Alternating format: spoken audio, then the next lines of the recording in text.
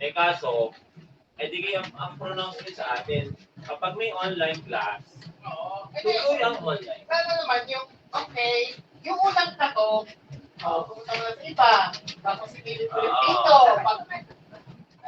yung ano, sinisip ko, ay, ano ba yun? Bakit pumilit na natin? Pinataya na ng ilaw. Ano reaction niyo, ma'am? Go na tayo. Ma'am, ang lola Wala ko. yung copy ko. Tapos kaya, ma'am, Hindi nung una, nagpupulbo pa kasi ako. Ang tagal nyo. Ang hirap yung pasunodin. Oo, ganun. yeah, Tapos napalag pa si Ma'am Mary. naayos namin ang sweldo nyo at ang raro nyo. Oo, bakit? Ay, kinalga naman ni ano. Kinalga naman ni Arvin no event doon. Talagang competitive. Ay, kwento naman po, ay, Nanalo ka! Yan no, ang kanyang... Naiuwi ko na, sir. Anong place yan? Hindi, yung ano, may question and answer doon. Kung sino makasagot. Hindi box out ka na. Oo. Box out eh. Saka ito sila eh. Tapos din. Tara niyo ang score ko. Ma'am, Masama ka naman. 31. Over. 31. Wala rin kaya pinag-i-request na ng ulit ang checking. Hindi na nga yung case. Ano ba ito? Yan, so please wait for a while. Kita nyo naman naglo-loading pa. Ano? Yan, so we'll try to discuss whatever can be discussed pero hindi naman natin pipilitin. Ano, itutuloy din naman natin siya next weekend. Anyway, ito namang week na ito supposedly, if I'm not mistaken, I asked someone a while ago regarding the classes that you had. Sabi naman nila wala daw din masyadong klase. Ano? So, okay lang. Parang feeling ko naman wala tayo na miss. Kasi I feel like this week is still allotted for the exam din naman. Ano? So please wait for a while. Talagang bagal. Okay, well anyway, let me continue what I have been saying a while ago.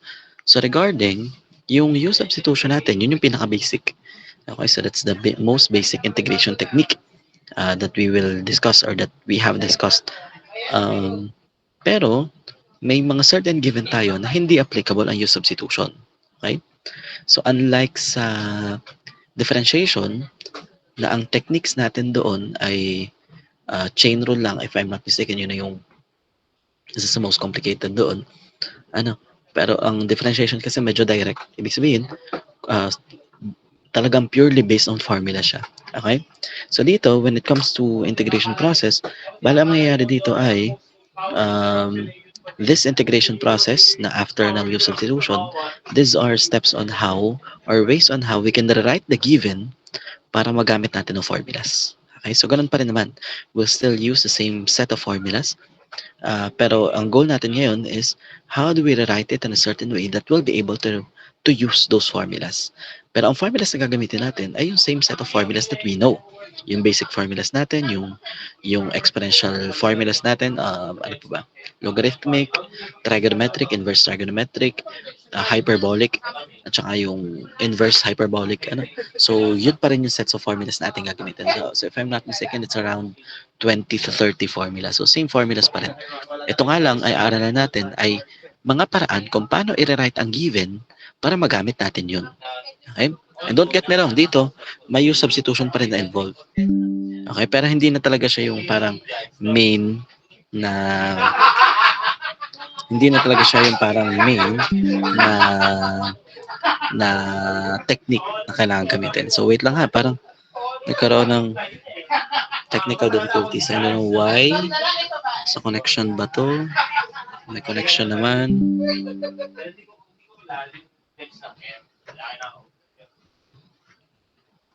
Naghang na. Wait lang ha.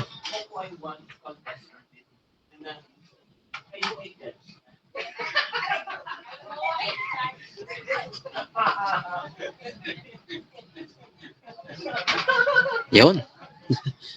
Nag-ano pa naghang pa Well anyway, so let's move on. So again, itong integration process natin these are ways on rewriting. Ano? Ito, madami ito. And we'll be talking about a lot of integration process. But we'll start with the first one, which is the solvable groups of trigonometric integrals. Okay? Pero itong pag-aaralan natin from today up to next meeting or up to bago mag-midterms, ito ay ways of rewriting the given para ma-apply natin yung formulas na alam natin. At magsisimula tayo sa one of the easiest, which is solvable groups of trigonometric integrals. Ano ba ito? Ito ay kapag ang given ay integrals, like integrals, I mean trigonometric integrals, meaning trigo function siya, okay? Or purely trigonometric functions. And solvable groups kasi yung bawat integrals natin or bawat trigonometric integrals natin, they will be considered as a group. Meron tayong tatlong group. Ang first group natin ay sine and cosine. Ang second group natin ay secant and tangent. Yan. Tapos, cosecant. Ang third group natin ay Ay, yung mga nagpapatuturo sa akin sana, sabi ng teacher, ganun daw ang solusyon mo. Sinusudot ko po yun. Mari ka, ang unang topic ay adding vectors. Sabi daw yan. Cosecant and cotangent. Okay? So, yan yung solvable groups na tinatawag. So, paano ba nangyayari ito? So, ibig sabihin, kapag ang given ay in terms of sine and cosine as a group, secant and tangent, tsaka cosecant and cotangent, magkakasama itong dalawa sa isang function, then this is when this is applicable. Ano? The solvable groups of trigonometric integrals. Kuha niyo ba? So, pag ang given ay sine, cosine, magkasama, secant, tangent, magkasama, cosecant, cotangent, magkasama, applicable itong solvable groups of trigonometric integrals. So, again, itong pag-aaralan natin ay ways of how we rewrite given para ma-solve natin or ma-apply natin yung formulas natin. So, let's start with the first group. Ang first group natin ay group ng sine and cosine. So, ano bang itsura nito? So, itong group 1 natin, they take these three different forms. Wherein M ay exponent ng sine and ay composite na ay exponent ng cosine. Okay? So, M ay exponent ng sine, ang N ay exponent ng cosine. So, if the given is like that, then itong pag-aaral natin is applicable dito sa mga integrals na ganito ang itsura. Ano? So, let's say for example, you are given, kunyari lang, let's give an example dun sa form 1, dun sa unang itsura niya. So, an example that this is applicable is, let's say for example, we have sine cube x cosine squared x dx. Okay? Yan. Kuha nyo? So, this satisfies this first possible form. So, applicable itong pag-aaralan natin dito. Ito yung group 1 na sinasabi. Kapag ang given function ay sine, tsaka cosine, yan ay they belong to group 1. Kuha nyo ba? Kuha ba natin? Okay. Now, same with this one. Kapag naman sine lang, ganun pa rin. Raised to an exponent, yan ay group 1 pa rin. Okay? If it's sine raised to an exponent, that still belongs to group 1. Same with this one. If it's cosine raised to an exponent, that still belongs to group 1. Paano? Now again, what we're gonna talk about today is how we will rewrite this. Paano natin siya isusulat, i-rewrite in a certain way na pwede nating i-apply yung formulas natin. Okay? Yeah. So let's start with the case 1. Ano ba tong case 1 natin? When M is odd, again, M is the exponent of sine. So ibig sabihin, pag ang exponent ng sine ay odd, applicable itong case 1 natin. So ang una daw natin gagawin ay factor out sine u du. So this is our first step. Factor out sine u du, then change the remaining sine into cosine using the identity sine squared u equals 1 minus cosine squared u. So ngayon, sa nagtatanong, sir, saan po galing itong sine squared u equals 1 minus cosine squared u? Yan ay Pythagorean. Ay, wala akong pasok. Sumagbit ako. Pythagorean identity to. Okay? Yan. So, dyan yan galing. Kasi ang original niyan, it came from sine squared u plus cosine squared u equals 1. So, dyan galing yan. Ano? Na ngayon na nangyari, itong sine, in-equate lang natin itong equation natin into sine. So, ibig sabihin, itong cosine squared nilipat siya sa kabila. So, dyan galing yan. So, it came from this identity. Now, so again, let's recall. Kailan applicable itong case 1?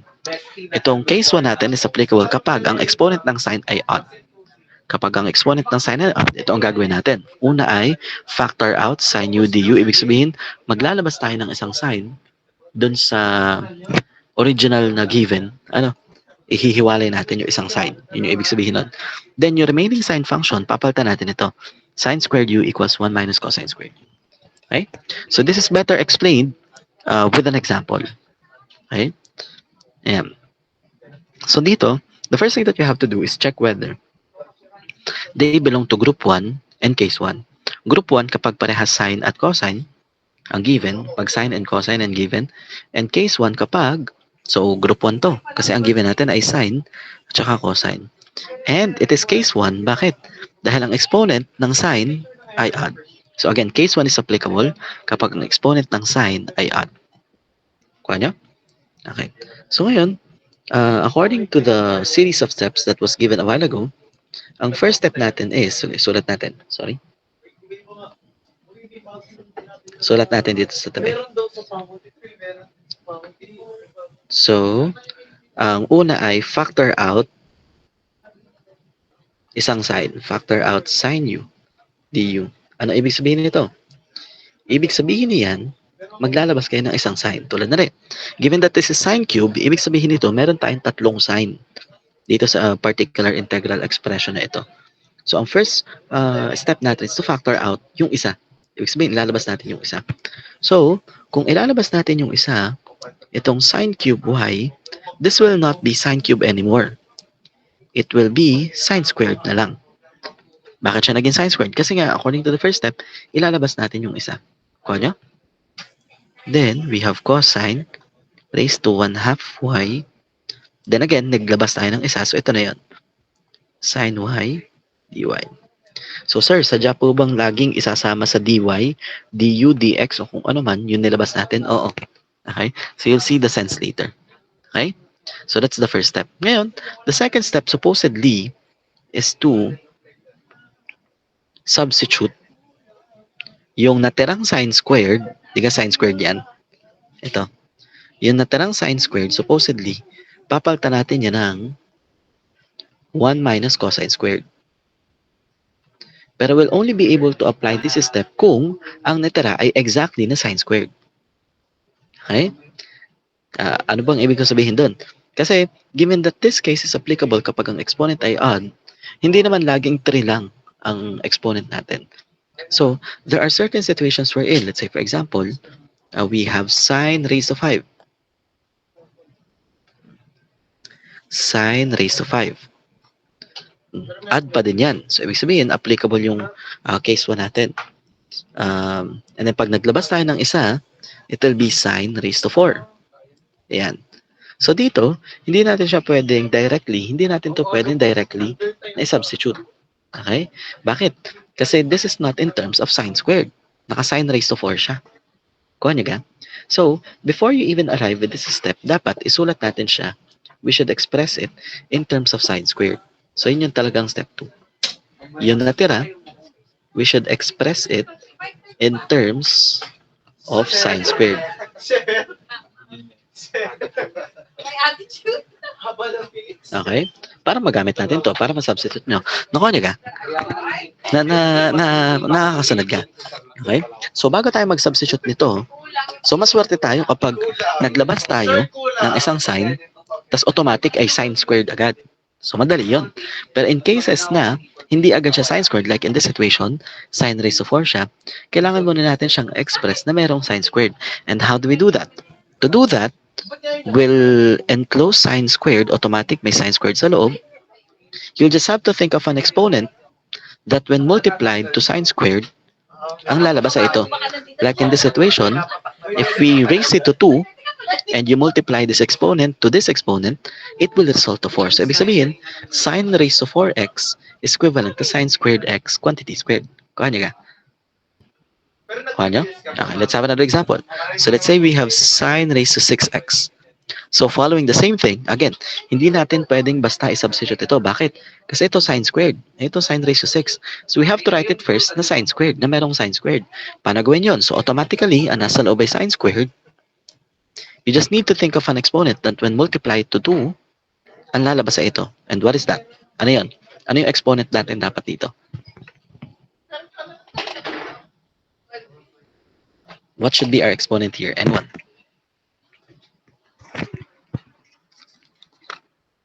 Or? Sure? Multiplied. Okay, so it should be 3. 3 dapat. Multiply ha, multiply. Yan. Kuha nyo?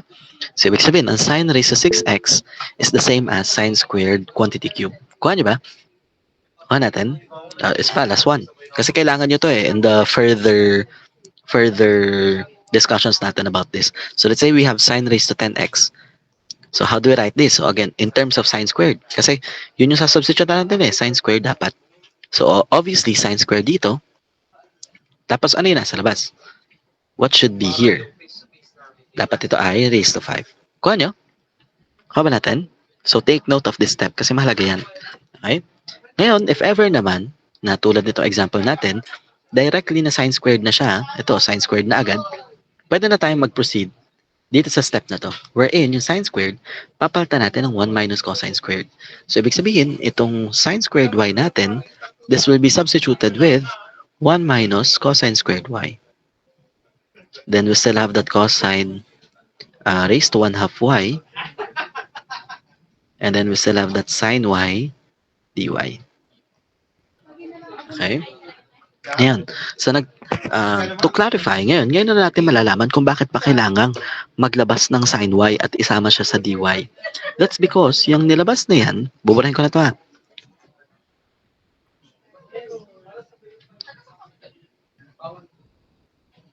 Yeah. That's because itong nilabas natin na ito, we are expecting this to appear in the derivative. Lalabas sa derivative. Itong nilabas natin na sin y dy. So, what does that mean? Ibig sabihin, dito sa group 1, case 1, ang u natin lagi ay cosine. Yan lagi ang ating magiging u representation. Let's say cosine x. Tapos, ang du natin, laging lalabas dyan, yung nilabas natin na sine. Kuha nyo ba? Kuha natin. Kaya tayo naglabas ng sine, kasi kapag, tapos kung mapapansin nyo, after natin ilabas yung sine, ginawa naman natin lahat na in terms of cosine. Kasi nga, ang magiging u natin ay laging cosine. So for group 1, case 1, ang u natin ay laging cosine. Nakukuha nyo ka? Kuha natin. Kuha nyo? Tapos inilabas natin na sine, lalabas yan sa derivative ng cosine na yun. Okay? So again, to show it, tinan nyo ha. Kung ang gagawin nating u, let's apply u representation, ay cosine y, now its derivative is, so bale, pag nagawa tayo ng substitution, it will not be 1 minus cosine squared y anymore. Ano na siya? 1 minus u squared na siya. Kuha nyo? Kasi yung cosine, ginawa nating u. Ay raised to siya, so u squared. Kuha nyo? Tapos itong cosine raised to 1/2 y, magiging u raised to 1/2. Now, we just need a substitution for sine y. Okay? Sine y dy in particular. So, saan natin kukunin yun? Sa derivative. Yan. Kuha nyo? So, ang derivative ng u, in this case, the derivative of cosine is negative sine y dy. However, ang kailangan lang natin palitan ay sine y dy, hindi natin kailangan yung negative. So, what will it be? We'll multiply both sides by negative. Now, this will turn out to be negative du is equal to sine y dy. Ibig sabihin, itong sine y dy will replace it with negative du. Kuha niyo ba? Nakuha natin. Ano? So ngayon, this negative sign is a constant. So what do we do with constant? Nilalabas yan. So ilabas natin. Yan. Nilabas natin yung negative. So we'll have 1 minus u squared, then u raised to 1/2 du. Okay? Then after doing that, ito algebraic techniques na lang. Algebraic manipulation na lang to. Okay? So anong algebraic manipulation kaya ang gagawin natin dito? What do you think should be done with u raised to 1/2 and 1 minus u squared? Ano sa tingin nyo? Ang gagawin sa u raised to 1 half and 1 minus u squared.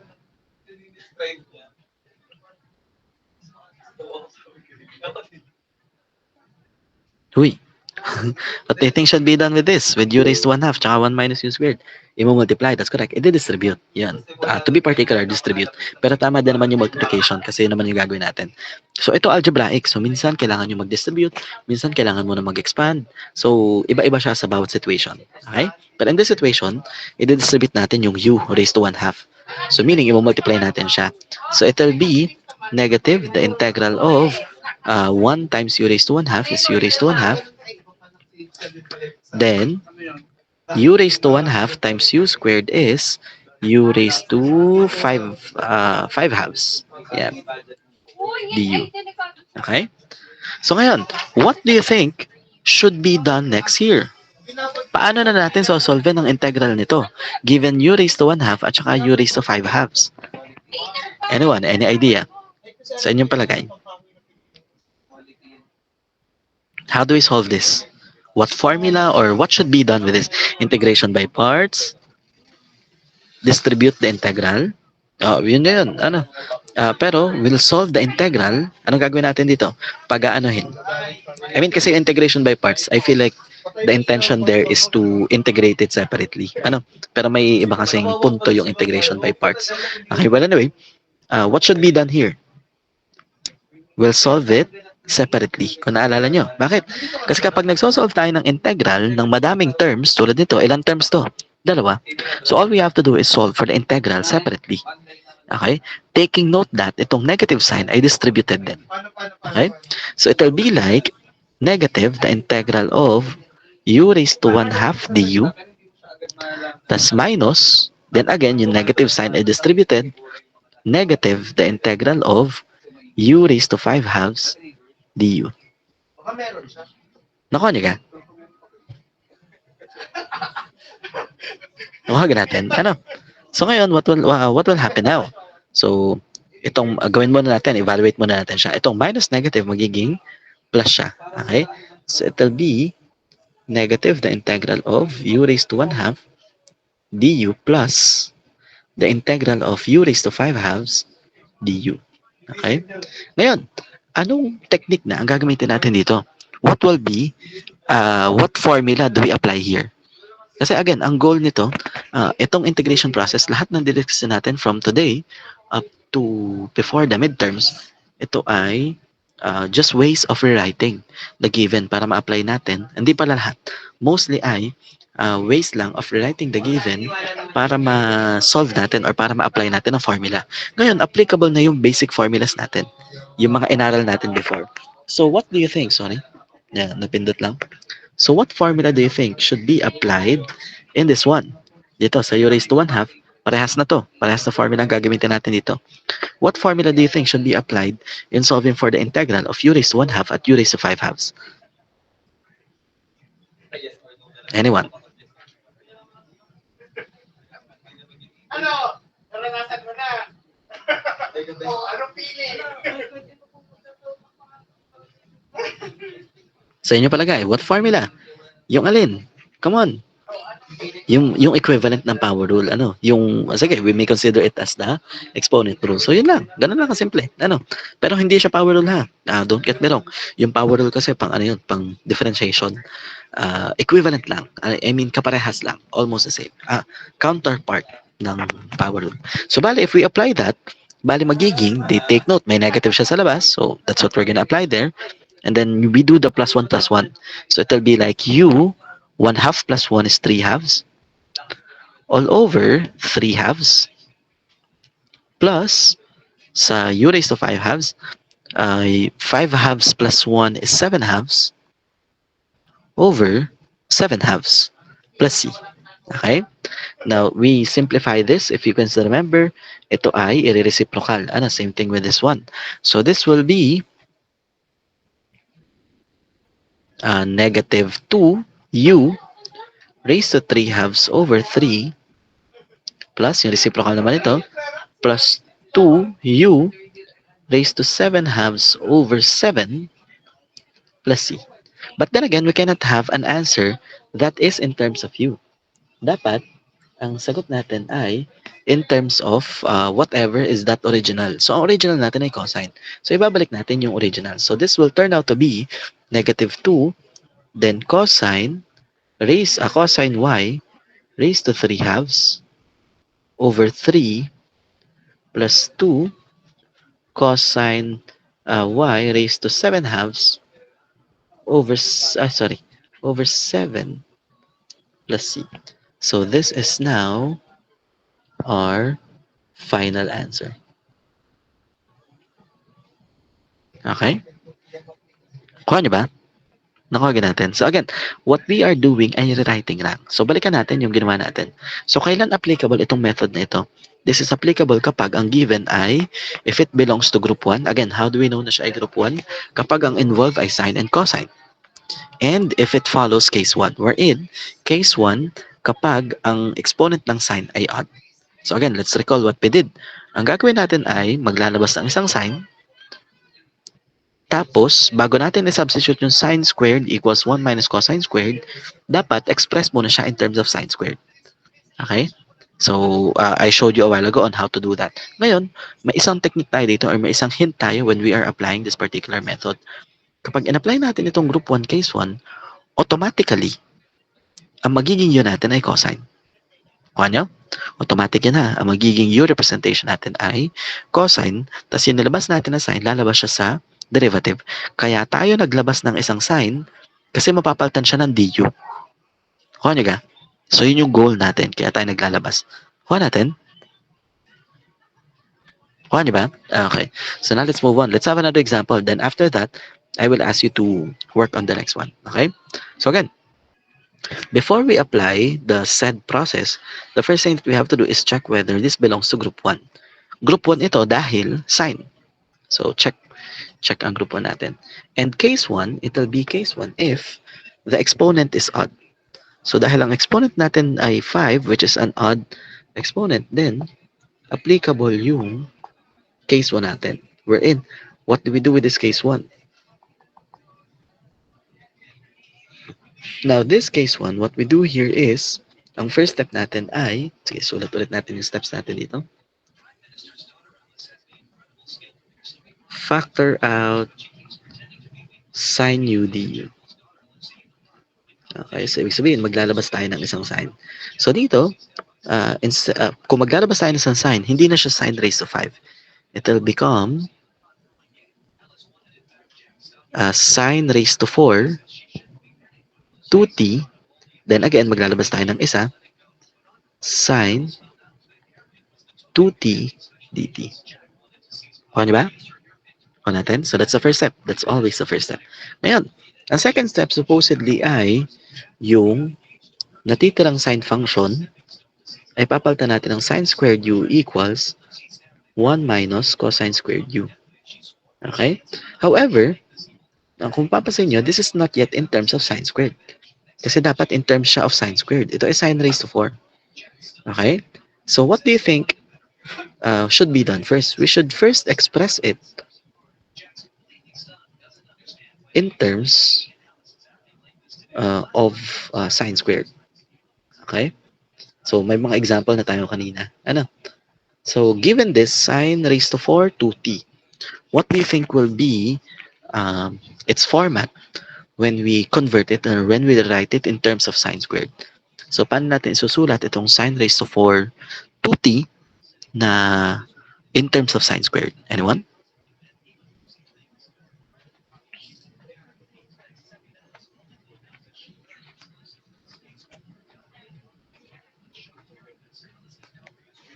Yeah, type nyo sagot nyo dito.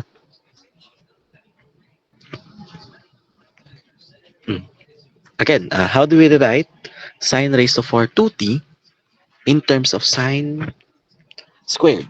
Kasi dapat naka-sine squared muna siya bago mo maipalit yung sine squared equals 1 minus cosine squared. Yeah, that's correct. Kita ko na mga sagot. So, tama mga sagot, ano? So, sine squared 2t quantity raised to t. 2 rather. So, that's correct. So, bale, ito, if we write this, magiging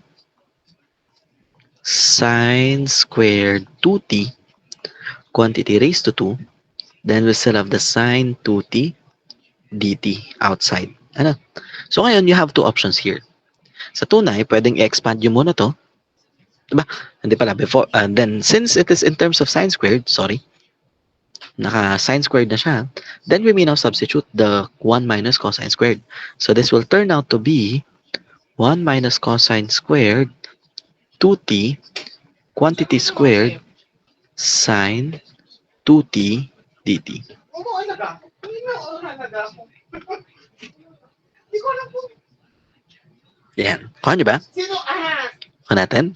Okay. So ngayon, you have two options. Sa tunay, pwedeng expand nyo muna to before doing the U representation, or you may do the U representations first. So in this situation, mas madali kasi na U muna. Okay? Batch 1. U muna siya. Okay? Ngayon, ano yung sabi ko when we are dealing with group 1 case 1? Ang lagi nating magiging U ay, ano magiging U natin dito? So, sa inyo palagay, what do you think will be our U representation here? Based on what we did a while ago. MJ. When we are dealing with group 1 case 1, laging, Sa batch 1, papalit ko si Sir Boy. Bakit? Mas may open space ba ang batch? Hindi po, dahil dalawa naman yung kay Ma'am MJ po, batch 1. yan, cosine, that's correct. So in this situation, yung cosine nyo na yun na tinutukoy ay cosine 2t. Monday to Wednesday. Kuha nyo? So again, ang dahilan nga, kaya tayo naglabas ng isang sign, dahil yung sign na yan, together with dx, dy, or in this case, dt, lagi yan lalabas doon sa derivative. Wherein, ang magiging yun natin, in order for that to appear, ay magiging laging cosine. Kuha nyo ba? Kuha nyo ka? Nakuha natin? Okay. So dito, if we solve for the derivative, bali will apply chain rule here. So, alam nyo na naman yan. Ano? So, it will be negative 2 Lima? sine 2t dt. However, itong negative 2 na ito, we don't need that kasi ang kailangan natin ay sine 2t dt. Ano? So, we divide both sides by negative 2. So, same process pa rin naman ito as before. So, it will be like negative 1/2 du is equal to sine 2t dt. Kuha nyo? Kuha ba natin? Okay, so again, yung cosine 2t will replace it with u. So, ibig sabihin, sa halip na 1 minus cosine squared, it will become 1 minus u squared. Yes. Quantity squared. Okay? Then, sine 2t dt will be replaced by negative 1/2 du. Kuha natin? So, given that negative 1/2 is a constant, what do we do with constant? Nilalabas natin yan. So, let's bring it up. So, it will be negative 1/2 the integral of 1 minus u squared quantity squared du. Okay? So ngayon, algebraic techniques na lang ito. Algebraic manipulation na lang. Ibig sabihin, magmumultiply if there is a need to multiply, magdidistribute if there's a need to distribute. Pero sa inyong palagay, ano naman kaya ang gagawin dito? With 1 minus u squared quantity raised to 2. Given that it is raised to 2, what should we do? Sa inyong palagay. Kung kanina nag-distribute tayo, so what do you think should be done here? Yan. If a FOIL method, yan, that's correct. I-expand natin ito using FOIL method. That's correct. Bakit? Given that it is raised to 2, ibig sabihin, meron tayong dalawang 1 minus u squared that is being multiplied to one another. Okay? So that's what the exponent is for. So kung yan ay raised to 3, ibig sabihin, yun ay may tatlong pinag-multiply, 1 minus u squared times another 1 minus u squared times another 1 minus u squared kung yun ay raised to 3. Pero in this case, raised to 2 lang. So, ibig sabihin, dalawa lang ang pinag-multiply natin. So, we'll have here negative 1/2 the integral of, ipakita lang natin na minumultiply natin siya. So, it will be 1 minus u squared multiplied by another 1 minus u squared. So, again, sa nagtatanong, sir, bakit nadagdagan yung 1 minus u squared? Ayan o, naka-raised to 2 siya eh. Ibig sabihin, dalawa talaga siya. Dalawa yung original na base. So, in this situation, 1 minus u squared yun. And then again, to expand this, we'll apply FOIL method. Ano? So, applying FOIL method, we'll have 1 minus 2u squared plus u raised to 4 du. Kuha ba natin? Nakuha niya kung ano nangyari dito. Kuha natin? Okay. Now, based on what we have, what we did a while ago, paano natin sasolve ng integral nito? Anong gagawin natin dito sa tatlong ito? Given that we are dealing with multiple terms, what do we do now?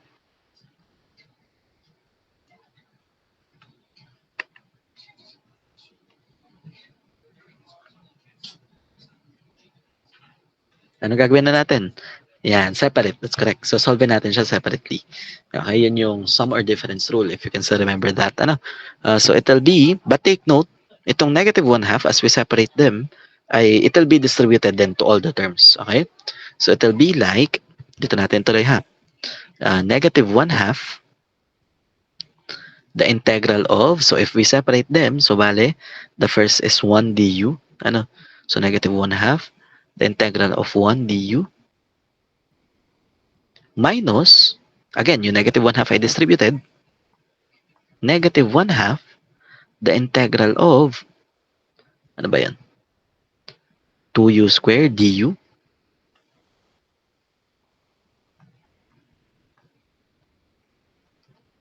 yan. Plus, negative 1/2, again, kaya may negative 1/2 siya kasi dapat distributed din siya. Kasi nasa labas siya eh. The integral of u raised to 4 du. Okay? And then dito, ang i-apply na natin, basic formulas na. And same as what we did a while ago, ang gagamitin natin ay yung equivalent ng power rule. Okay? So it'll be, yan, sorry. It'll be, wait, bago natin gawin yun, again, pag ako ay nag-integrate, gusto ko sabay-sabay. So, i-simplify muna natin like, yung simplify muna natin like itong mga positive and negative na ito, tanggalin muna natin siya kung matatanggal. Ano? So, ito, we have negative 1/2. Ngayon, ang integral ng 1 du, parehas lang yan din sa integral ng du. Okay? Tapos ito, dahil minus negative siya, minus negative, so magiging plus na to. Then, since 2 is a constant, ilalabas siya. And if it is multiplied to 1/2, it will be equivalent to 1. So, ibig sabihin, wala na yun. Ano? So, it will just be the integral of u squared du, then plus negative, so it will be minus na lang. Minus 1/2, the integral of u raised to 4 du. Okay? Okay, so ngayon, I'll ask you one by one. What do you think will be the derivative of this one, of the first term? Negative 1/2, the integral of du. Anyone? Sa inyo palagay, what will be the integral of this? Yan, we have an answer already. So we have negative 1/2 u. That's correct. What about this one, yung u squared natin? U squared du, what do you think will be the integral of that?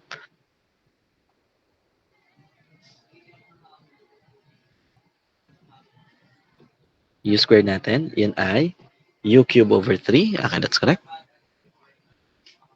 Or kung gusto nyo naman, pwede din siyang 1/3 u cube. It's the same thing. Then, we have that negative 1/2. What about the integral of u raised to 4 du? Yeah, u raised to 5 over 5. That's correct. Plus c. Okay, so again, before we substitute the u value, simplify muna natin siya. And pagpare-parehasin siya natin ng format. Kasi kung mapapansin nyo, ito iba ng itsura dito. Kasi ito, yung u natin, it was multiplied to the numerator. Ito naman, nakahiwalay siya from the constant. So pagpare-parehasin natin, whichever do you prefer, okay lang naman. Pero in this case, gawin natin yung i-multiply yung u sa numerator. So instead of having negative 1/2 u, it's the same as negative u over 2. Then we still have the u cube over 3. Tapos ito, if you multiply negative 1/2 by u raised to 5 over 5, it will turn out to be negative u raised to 5 over 2 times 5 is 10 plus c. Okay natin? But then again, the final answer should be expressed in terms of whatever is the u substitution. In this situation, cosine 2t. So, ibalik natin yung cosine 2t. So, it'll be negative cosine 2t over 2 plus cosine 2t raised to 3 over 3 minus cosine 2t raised to 5 over 10. But if you can still remember, kapag ang trigonometric function is raised to an exponent, pwede nga exponent na yan, isapi natin doon sa mismong trigonometric function. So another way, but don't get me wrong, parehas din to na value. Ano? Pero let's do it the same way as how the given is written, na yung exponent ay together with the trigonometric function. So, rewriting it will lead us to negative cosine 2t over 2 plus cosine cube 2t over 3 minus cosine raised to 5 2t over 10 plus c. Yan. So this is our answer. Yan. Kuha niyo ba?